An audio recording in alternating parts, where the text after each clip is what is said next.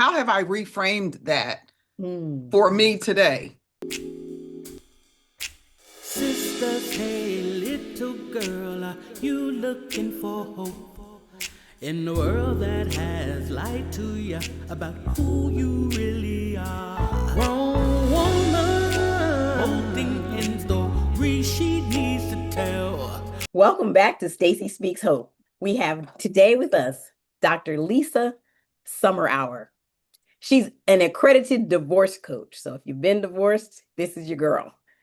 She's the creator of the Joy A.A.C.T, and it's a framework to work through your divorce trauma and experiences using her book, Divorce is Not a Destination, because she's lived it.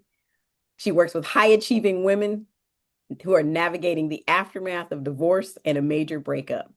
She is the woman of the hour, Dr. Lisa Summerour. Welcome, Dr. Lisa. Hi, Stacy. I'm so excited to be here and having this little chat with you again. I feel like we have been running into each other for a couple of months now, figuratively and literally. We've actually done the online thing a couple of times, but I actually got to see you in person with hips and feet and the whole 9 yards. And no, we're about the same height. You can never tell when you see Right, people on the right. line. It's like, oh, it's a whole, we're so used to the internet that now it's exciting when you actually get to meet somebody in person. So that Literally was running up wonderful. to people when I saw them in person. I'm so excited. Right, right. I know. Well, at least I wasn't the only one. That's good. So I didn't have anybody going like this. No, they're like, oh, it's you. Right.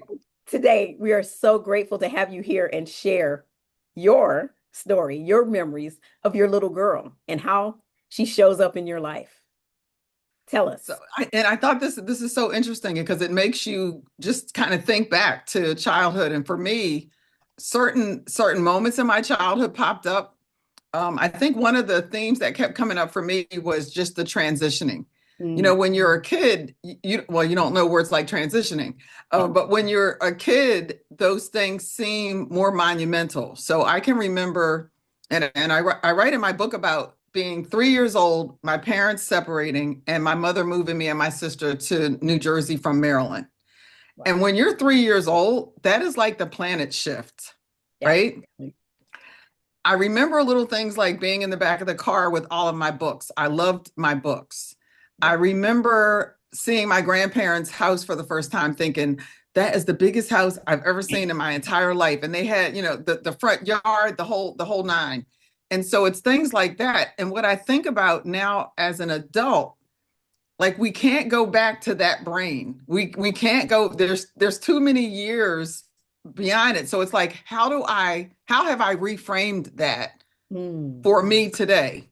So how do I take what that little girl experienced as a grown woman and how do I reframe that? And now when I think about it, it was like, wow, that was a major transition and what a good job you did adapting to it. I remember loving books. I still love books. You can't see them here. You've seen the bookcases. I have two huge floor to ceiling bookcases in my office, and I'm starting to go, oh, you got to. I had to move stuff around the other day to put more books on the shelf. So it's interesting to see that continuity.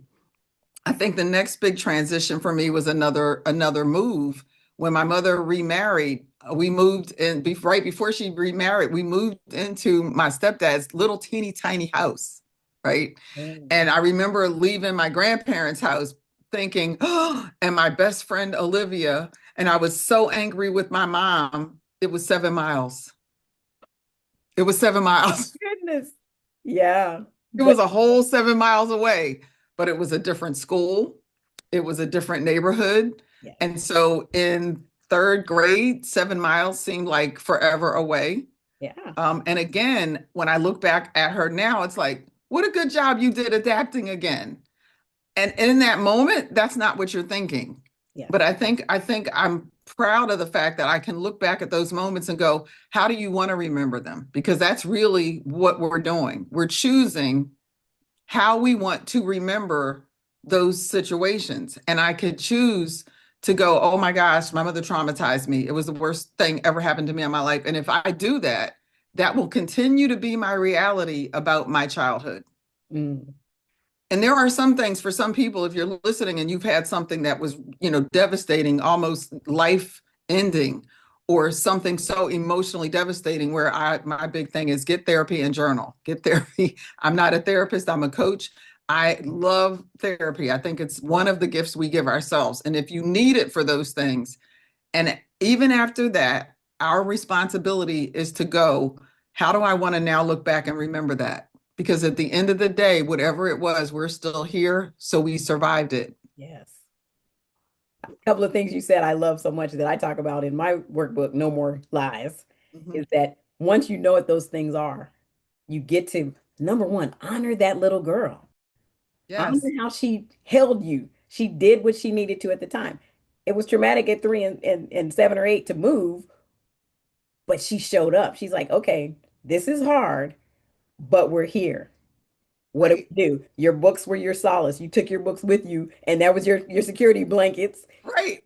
And you obviously had to make new friends. You had to figure out how to navigate. Again, I moved at that age too. Mm. So it's a big deal. Oh yeah. And it's funny, now that was the second move when after they got married, we went on vacation. We went on a 2-week summer vacation to Milwaukee, Wisconsin. Now, I grew up in South Jersey. My stepdad who raised us, my dad who raised us had kids. They were from Philly.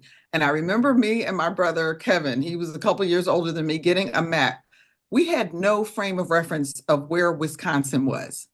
Like, Yeah. you might as well have said Czechoslovakia or some other, because we were like, Wisconsin, and we got the map and we're looking for Wisconsin and Milwaukee and we're like New Jersey and we're like, oh my, but we're excited because it's a 2-week vacation. Yeah. During that 2-week vacation, my Aunt Evie, we were going to see my dad's brother and his wife. And my mom and Aunt Evie got together and the tours of the cities turned into, hey, you guys want to look at a house? And when you're in 6th grade, you're not necessarily connecting the dots. It's just like, oh, well, Aunt Evie's showing us around the neighborhood. They're talking. In 2 weeks, my mother and dad decided we were moving from New Jersey to Milwaukee. They bought a house, didn't even have the money, had to call back to the grandparents to borrow deposit money. My mother got a job at St. Mary's Hospital on the east side. My dad's grad school, he was about to go to Montana. I didn't even know we were on our way to moving to Montana. My mom said, well, you can go to UWM, UW Wisconsin, Milwaukee's campus. And so in 2 weeks, we were now completely relocated to a state we didn't even know how to find before. And I think one of the things that I realize now is it was one of those things that made me adaptable. There's something in my DNA now that goes, you can handle this. Even if it doesn't matter if you don't like it. It might be a little off-putting or scary. It might bring up feelings of anxiety, but there's still that little kernel, that little nugget somewhere in the back, that little mustard seed. I was going to say the mustard seed. Yeah, it's and it just does this. You're going to be all right. Right, right. It's just this whisper. You're gonna be all right. You're going to be all right. And I can remember that was a big move because it's not 7 miles anymore. It's a 16-hour drive. But I remember going to my grandfather and telling him at first I wasn't moving. I put my foot down at 6th grade because I didn't want to leave them. And I wasn't really in love with my dad, with my stepfather when they first got together. He was not I talk about in my book how at 9 when they started dating, I used to think, well, if he got hit by the school bus, my mommy would be sad, but she would be okay. Right? Mean girl. Well, that's a mean girl scene. At 9 years old. And I logically in my head, I was like, it'll be sad, but she will be okay. People, you don't have to call therapy. I'm okay. So in 6th grade, I wasn't sure that I wanted to go and live with them and leave my grandparents, my best friend, Olivia, my elementary school and all of that stuff. And plus Joey, who sat behind me, whose teeth could click in and out. I didn't know that they were false. I just thought it was the coolest thing. And I was going to leave all that. And so I had a conversation with my grandfather who said, if you don't want to leave, you're going to stay here with me. And I became a big girl and said, that's okay, Gampy, I'll go. Wow. And now so again, psychology on you. Right, exactly. Yeah. Well, no, I think it was, and maybe so, maybe it was just having that support and knowing that, yeah, Gampy's going to take care of me. But I remember saying to him, no, I have to go look after my mom and my sister. 6th grade. But that has made every move that I have made my entire life not be scary, not be, oh my God. It's always been this level of anticipation and some excitement because, yeah, do you know what it's going to be like? Absolutely not. And I'm so excited. Can't wait to see. You're right. It's like you get to build whatever that's going to be. And I think it's a lesson that, when you go back and connect those dots, you get to connect those dots in whatever color you want. Absolutely. And you can even change, and you get to change the color. That's the Yeah, whole thing exactly. about this journey that brings the healing. See, you're on the other Hmm. side of it. But for people Right. who are just entering it from the beginning, they're seeing that Ooh, that move, how it has stuck. I devastating. had the kind of move, and I told my parents I was 17, about to be senior class president, and they wanted me to move from California to Connecticut. And I was like, where? Oh, Excuse me? our lives are so parallel. It's And I scary. wasn't going. And I moved a whole bunch of times too. So that when you say that, I'm just like, yeah. Yeah. Oh Like, my okay, gosh. I'm a new girl. Let's go. Bam. Yep. Now, so did you end up moving your senior year? I did. So this is so crazy because my senior year is when my family decided to move from Milwaukee back to the East Coast. Wow. So it was Milwaukee to back to Jersey because the grandparents were getting older. My dad's job had changed. And so we moved my senior year, but my dad went ahead of us and they let me stay to finish my senior year. So when you said that just now, I was like, oh.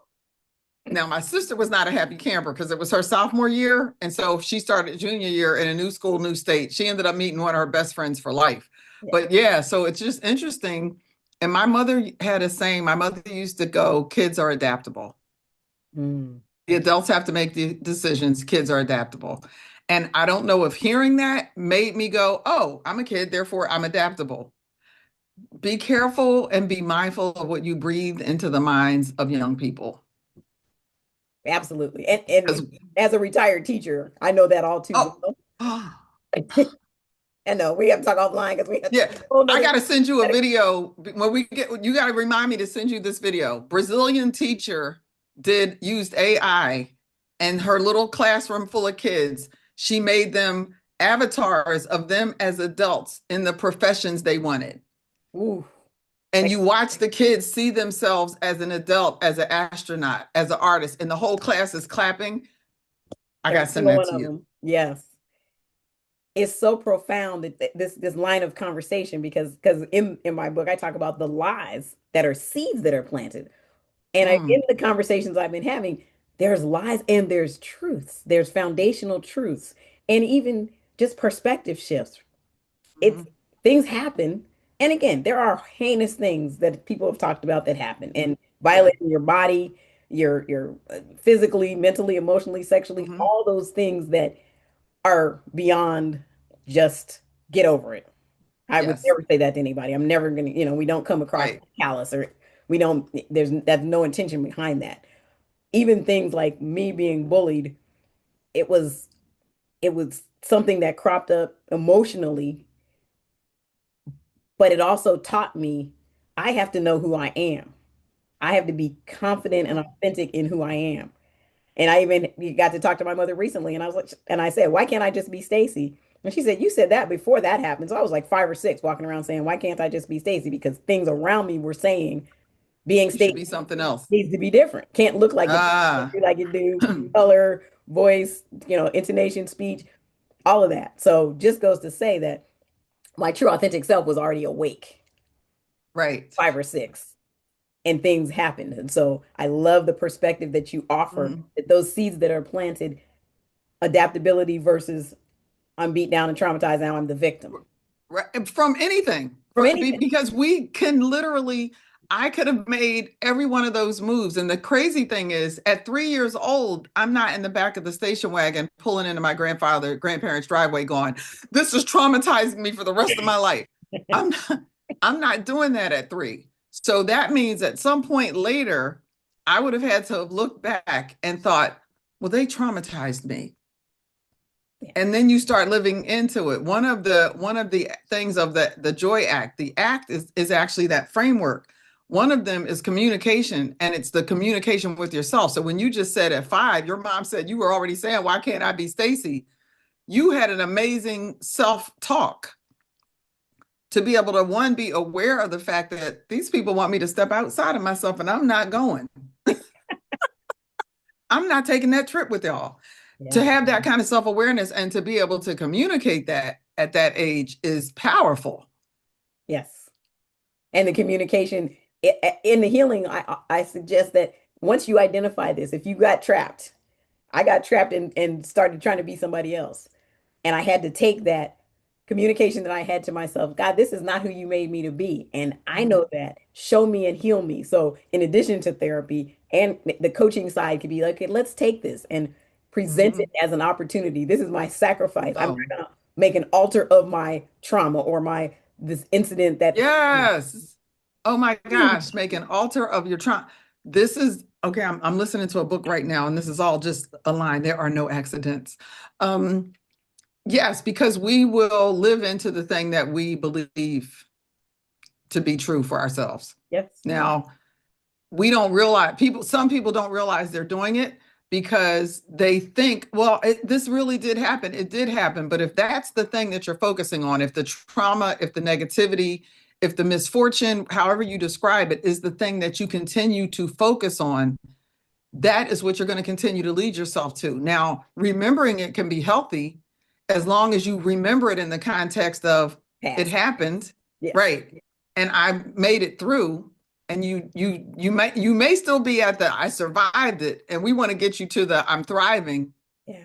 in spite of, because of, whatever. Right. But we want you to create that separation Mm-hmm. and leave that in the rearview mirror. And you don't have to try to. You can't drive looking in your rearview mirror. You're gonna crash.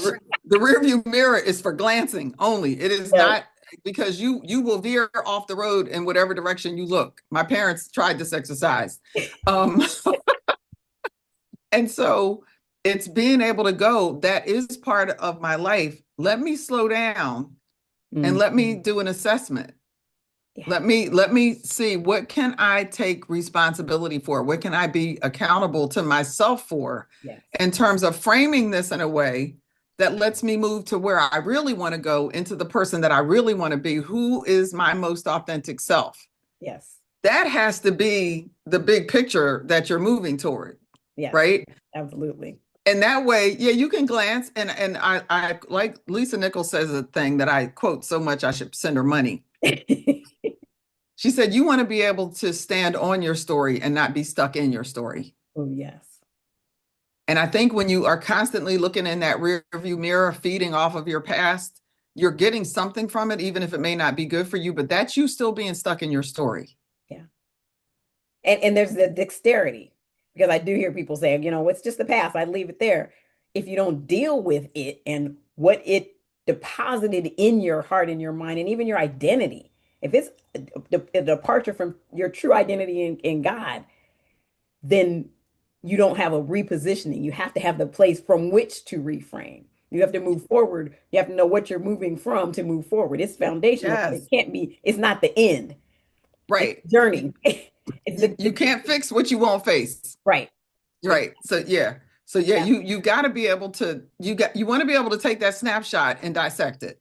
Right. You want to be able to analyze or assess, or however you want to describe it. Right. So just like that 3-year-old in the car with the books, or the 6th grader getting moved to Wisconsin, or the high school student, you moving from clear across country, Right. your senior year of high school.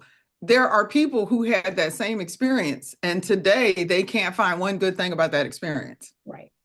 Because and I just have a hard time believing that an entire experience was so negative, right? Right. And part of it for me too was realizing that I came from women in my family that just did not tolerate a whole lot of victimhood stuff, And my mother one time said, I told people I didn't know till I was an adult that you could pick how long you were in a bad mood, because my mother, I remember her clearly one day saying, okay, you don't seem to be in a good mood this morning. She said, so you have 10 more minutes to be in this mood, and then we have stuff to do today.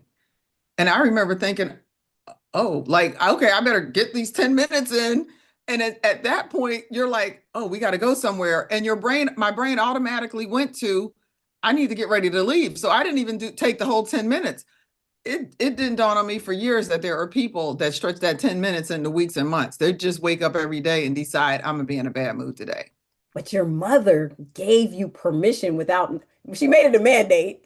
Right. It was a time limit on No, it. but she demonstrated and modeled for you that there actually is decision, Oh, 100%. emotions that we choose to live in. I mean, think of all the people that really struggle with anxiety and depression and overwhelm. My new I understanding of don't know. You overwhelm just was like, froze up on my end, but let me see. you're frozen too. There it goes. It came back. Okay, now we're back. Think of all the people that get stuck in anxiety and depression and even overwhelm. Overwhelm, I've come to understand is like I'm overwhelmed when I just don't have, I got lots of stuff to do and I'm disorganized. Get it And organized. yeah, and in your head, you think you're supposed to do all of them at once. Right. And that's where the journaling comes in because again, journaling gives you that separation. It gets it out of your head and onto paper. Now it's like, oh, this is a distinct separation between Mhm. and these thoughts. Right. My reality and what I'm conjuring up in my head. Right. Which is never actually Reality. right. Yeah. And so Yeah, please. in this space, Dr. Lisa, you have the Joy Act. That acronym, every bit of every letter, the two C's in ACT stand Yeah. for something. Yes. Tell us more about that with our guests. So yeah, This journey. ACT is my proprietary framework, and it is what I introduce to people in my book, and it is what I work people through in my program. So ACT stands for accountability, alignment, communication, and trust. And it's interesting because we have been talking about this whole time without it, there could be a little ticker tape running going, that was accountability, that was alignment. Yeah. Because the accountability for me is actually the first step into empowering yourself. When I'm talking to somebody and it's always that person's fault, and I'll use women because most of my clients are women. So it's his fault, whoever their partner was, it's their fault they did. And I have this thing where I go, okay, let's just say that you and your ex, all your best friends and family members and your therapist are in agreement that your ex is responsible for 99% of the problems you had in your relationship and 99% their fault that the relationship didn't last. Everybody on the planet agrees that. You only got 1% left. Guess what? You got to be responsible and accountable for that 100% of that 1% that's left. That's good. And as hard as it is to do that when you're hurting, when you feel like you've been wronged, when you feel like somebody has just crushed your spirit and tried to take your soul and broke your heart and crumbled it up and spread the ashes all over, as hard as it is to even take that 1%, that will be your most empowering step. That's great. Because like we said, you can't fix what you won't face. Right. And if it's all their fault, you have no agency. You have nothing to fix. You can't be part of your own healing process because you're too busy blaming them for you even needing to be healed. And the next relationship will look exactly like that. Very likely. And my thing is, you're not saying that they didn't do some things that might be categorized as wrong. You're not saying that there may not have been some intentional hurt caused. You're not saying that they don't have some stuff to own up to. What I'm telling people is you can't control them. Right. Because if you could have controlled the situation, we wouldn't be talking. Right. So let's just realize where you are now is your reality. So what do you want to do from here? Are you going to stay in that rearview mirror, or is there something in your future that we can start talking about? And once that happens, that for me, that accountability becomes that first step. Now, the alignment is about what's the direction you're going. So when you talked about being 5 years old and said, can I just be Staci? You had a vision in your mind, an idea in your being of what alignment was for 5-year-old Staci. And you felt like these people trying to take me out of alignment with who I am. And so alignment is important because it gives you the direction that you want to go. And because you're responsible, you have the agency to change direction when it suits you. You can pivot and make a change, because sometimes people get on a path and now they're just committed to that path. Right. It's like, there's a cliff coming.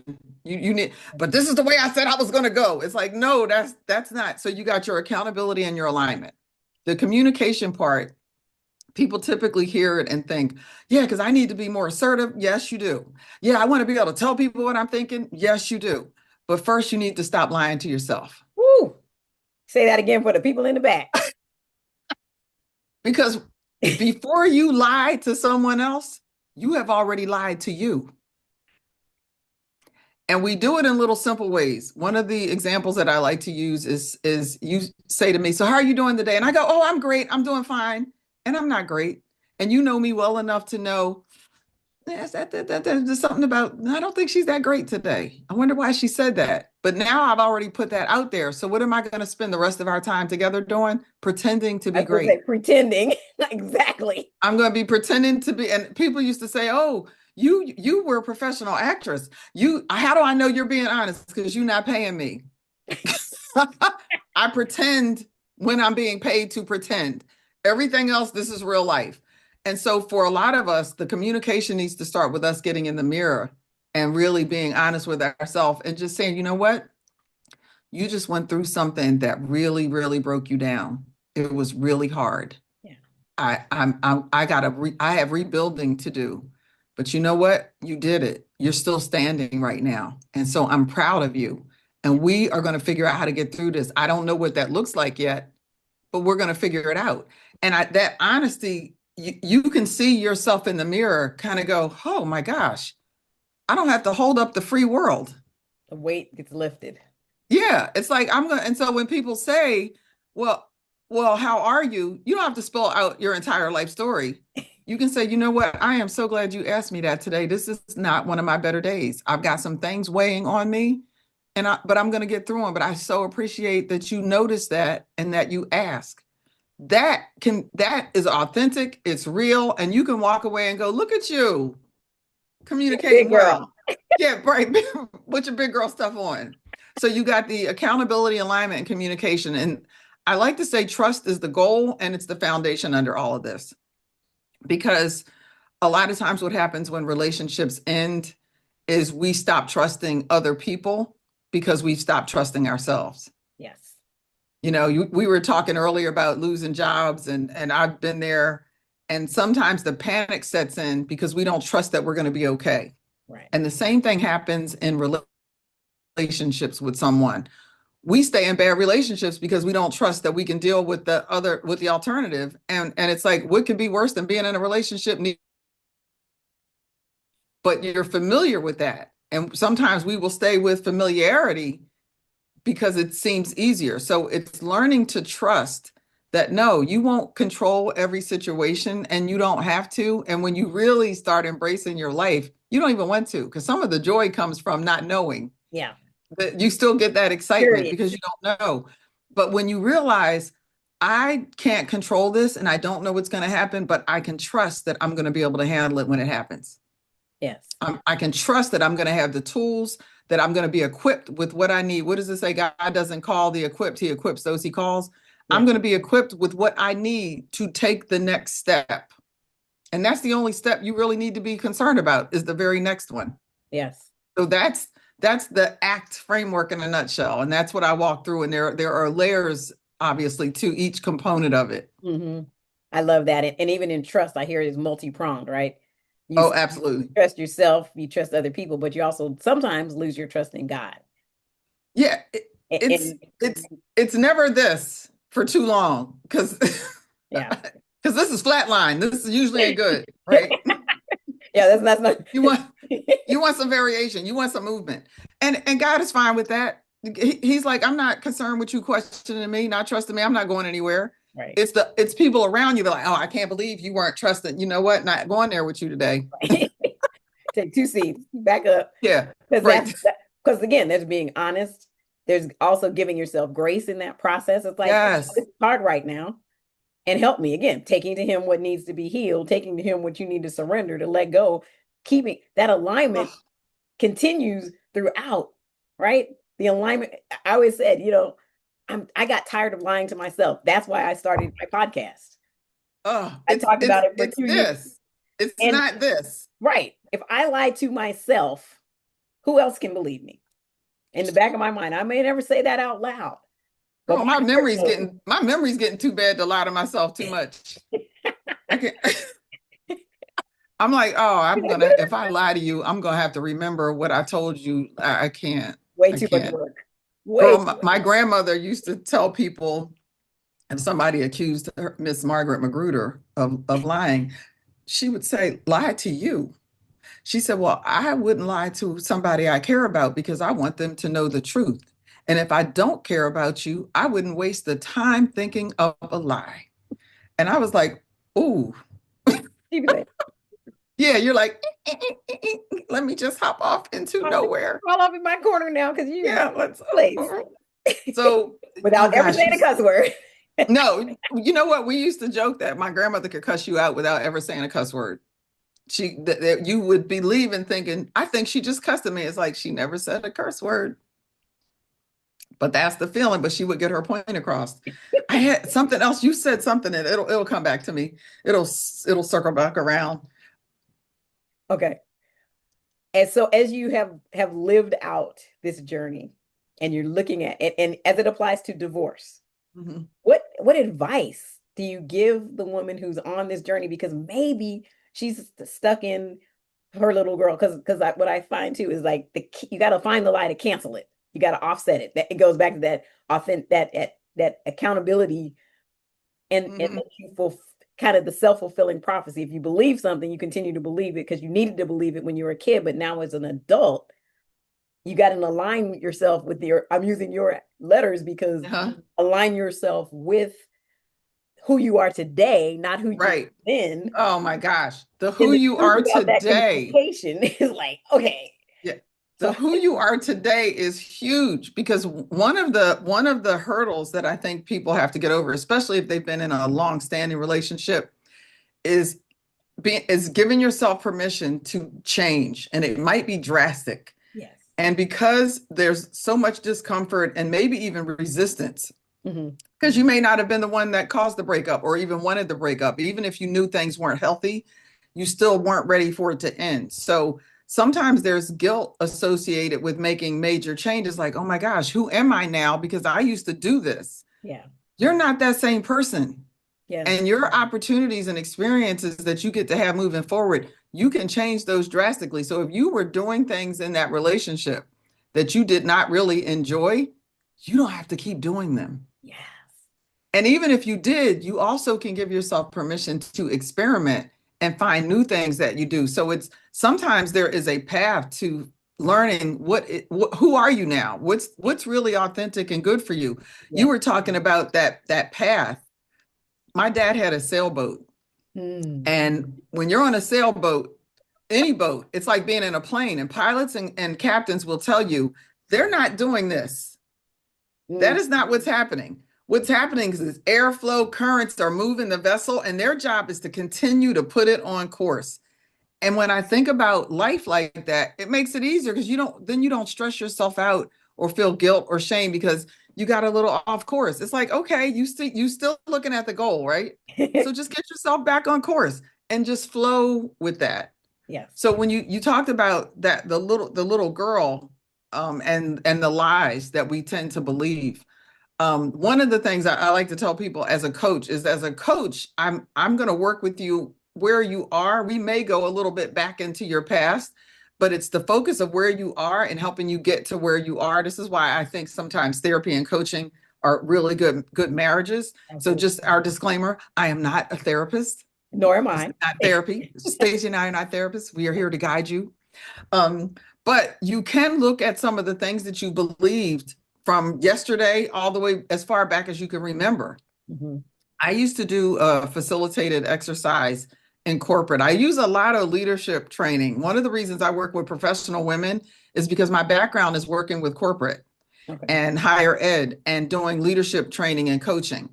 And so what I realized is it's the same thing, because you are either leading other people, but you got to lead you first. Yes. And it applies personally and professionally. And one of the exercises was to think of a time in your life when you were treated differently because of something that was different about you. Yes. And it's such a beautiful exercise, and it works so well even in this situation, because you can go back and look at that experience and go, okay, what was the benefit of that? Well, one, you get to see this is where that wound came from. Right. And so speaking to what you were talking about, that's a simple way for a person by themselves to go, oh my gosh, I had not thought about this situation in a long time. And now you get to walk yourself through it as an adult and go, okay, how bad did that hurt back then? And it might have been just the most devastating thing you could think of, which is why it popped into your head so easily. Mm-hmm. And you go, okay, but I'm not that little girl anymore. Right. So let me use all of the experiences from then till now and go, how do I reframe this? Because what did I learn about myself so that that kind of thing doesn't cause the same kind of pain? Right. And look at how I've overcome that. Yeah. Right. And if you haven't overcome it, because this is real, a lot of people, the reason your Staci Speaks Hope is here for so many people is because there are people who haven't really dealt with it. That's why you need therapy. That's why it's there. And that's why you could benefit from a coach. Yes. Because somebody to help you process that so that you're not processing it by yourself. I think one of the other things that happens going through these breakups is the isolation. Yes. Right? People feeling like it's just me. And when I've done that exercise in a group, a room of 20 coworkers, 40 coworkers, and pair them up to have that conversation, magical things have happened where people go, oh my gosh, I did not realize that we were living parallel lives and we just met each other 2 months ago when I started working here. Right. Or we're from 2 different countries, speaking 2 different languages, both learning English, and we just had a conversation and we realized the similarities. Absolutely. And so when that happens, you realize, one, you're not alone. When you do this exercise by yourself, you may be like, but I am alone. Like I'm literally by myself. Yes, but you don't have to be. That's why you look for a good coach. That's why you get an effective therapist. And maybe you have both because one is going to deal with things a little differently. Right. Your coach is going to want you to come from where you are, and we want to move you into your future that you want. Yeah. We can, and my mother used to say, oh, when you're afraid, just take fear with you, drag it, kicking and screaming, because sooner or later it'll get tired of you moving forward and it'll let go. Yes. And one thing I say as a coach, we help you find what's already in you. There's things that sometimes therapists are, very clinical in that spot, but then we just say, you know what? Look in there. It's there. Yeah. You might, what's there may need some assistance because of the psychological impact.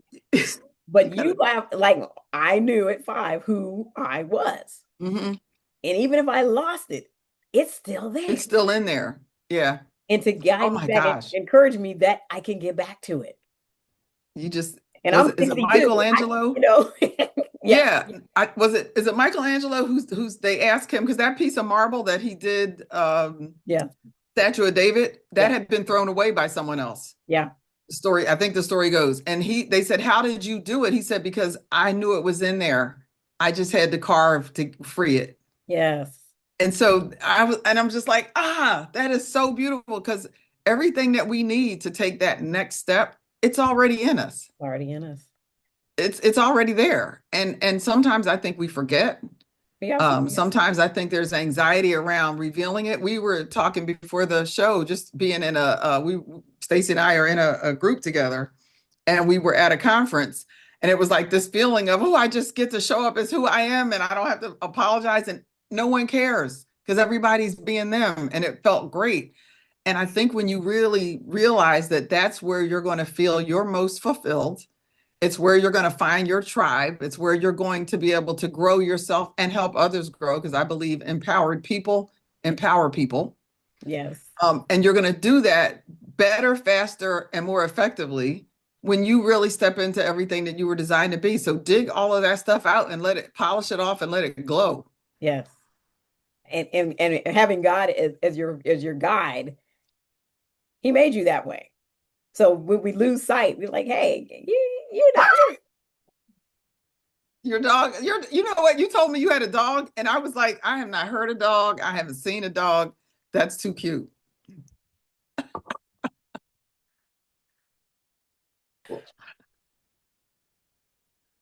Well, this has been so amazing, Dr. Lisa. The Joy A.A.C.T framework is so inspiring, and it so aligns with the No More Lies Healing Journal and workbook. So absolutely, we give women the threads at different points, and the components of the ACT are so vital because they do align with finding that truth and countering it. That conversation, it's permission. That's what I'm thinking about. What you said earlier is like what people have, that fear and the anxiety, but they also lack permission. That's what a coach can do, is give you permission to say, guess what? You get to say how you want to be treated. You get Oh to my say gosh. what you do next. You get to say how you want to be loved. You get to say, I want this. And so many women have lost their voice and ability to say what they want. Mm-hmm. It's been Mm-hmm. taken away. So please give our listeners a closing message of how they can find their way to healing, how they can find their way to you if they're going through the divorce triangle of these, Absolutely. refinding who they are, Yeah, refinding you them. just said permission, and like if I could have had fireworks exploding over my head, that you would have seen them. That is my definition for feeling empowered. Empowerment is giving yourself permission to do the thing, whatever the thing is.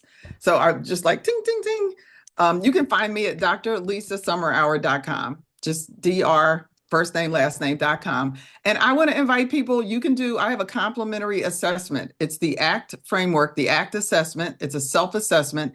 Take this self-assessment and get an idea of where your strengths are right now in your healing journey, or where there are places where you could benefit from some support. So that would be the first place I would tell people to go there, and you can learn about me and see some other things there.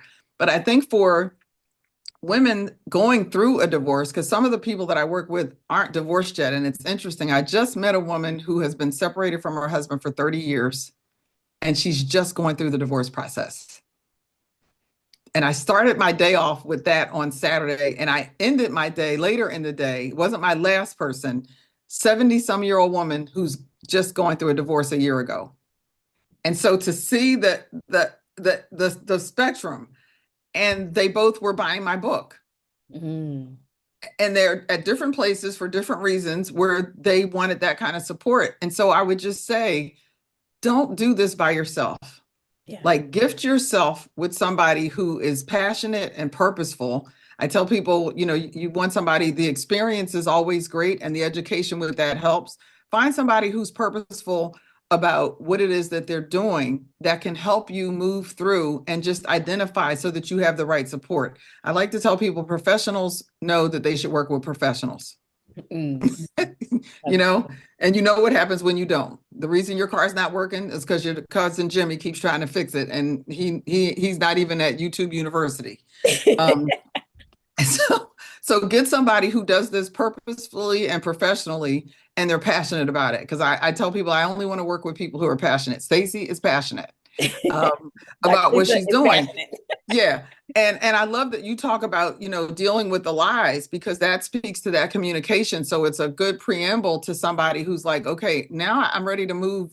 I really want to take that giant leap into, how do I become more accountable? What am I out of alignment with? What does communicate with myself look like? Yeah. And gosh, how do I learn to trust myself again? Because I think for many women going through this, the trust in their ability to make healthy decisions for themselves is one of the things that takes a big hit. Yes. And I want them to step into trusting themselves again and learning how to communicate that. And when you're in alignment, communicating things becomes so much easier. I love that. And I was thinking earlier, so I'm so glad you said it, that there is like almost a continuum of what we do. Yeah. If you're just starting out and maybe divorced, maybe not divorced, maybe right that place, how you have to know who you are to come into the space that Dr. Lisa is offering. You have to have some kind of a foundation. She will meet you where you are, obviously, not to say that you have to do one before the other, but just that there's some synchronicity in the steps, because there's the communication factor is identifying that lie and canceling the lie. That's your self-talk. That's saying, that's actually not the truth. The word of God is, and I can say, I'm going to remind myself daily that I am fearfully and wonderfully made. I can remind myself daily that I am enough. Mm-hmm. So love that. Love that. I love it. Well, thank you so much. Any parting words for our listeners today? I would just say this: you can. Yes. You can. Just give yourself permission and do now. You can, and just do. Yes. Because you're adaptable beyond what you ever imagined. And I love that. To our listeners, if you've been led to this channel, there was something in this for you, put joy as a comment. Because if you carry that with you, the perspective to everything changes. You give yourself permission to be joyful when you feel sad, not immediately, and it's not to pretend you don't feel what you feel, but it's to say there is hope. On the other side, there is hope. That's my book that's coming. And on the other side, everything looks different by way of finding some joy. Thank you so much for tuning in today. Thank you, Dr. Lisa, for being with us, and be blessed. Thank you for watching Staci Speaks Hope. Don't forget to subscribe, like, and share. To schedule a free coaching call, the link is in the description.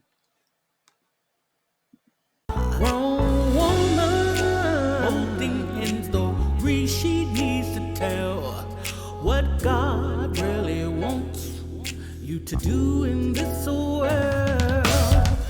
In His name, hope to break free from the shackles and the lies that have become your truth and put blinders on your eyes. You built walls around your heart. You have plugged up your ears. Get freedom to hope's what you need. It's in